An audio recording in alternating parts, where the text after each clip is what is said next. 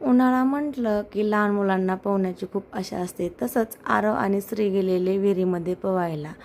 तर 11:30 ते 1:30 वाजेपर्यंत ते खूप असे पोहले. हाक मारून मारून दमले, पण त्यांना काय ऐकायला आलं नाही. शेवटी मला त्यांच्याकडे जावेच लागले. तोपर्यंत तर काय त्यांचं पोहून झालेलं. छान असे वरती येऊन गप्पा मारत बसलेले. आपण परत येऊयात असं त्यांची चर्चा चाललेली. पोहण्यासाठी त्यांना छान असं साचायला पाणी लावलेलं. त्यासाठी ते त्यांच्या परत त्या पोहण्याचं प्लॅनिंग करत होते. माझ्याबरोबर आलेली आराध्या.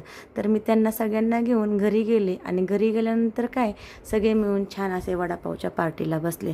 पोहून पोहून दमलेले आरव आणि श्री छान असे वडापावच्या बेतवर बसले. तर ते आराध्या छान अशी बडबड करत होती. कोणी आणला वडापाव? तर माझ्या आजीने आणला म्हणत होती, लाडक्या बहिणीच्या पैशातून. असं तिने सगळ्यांना छान असं हसवलं.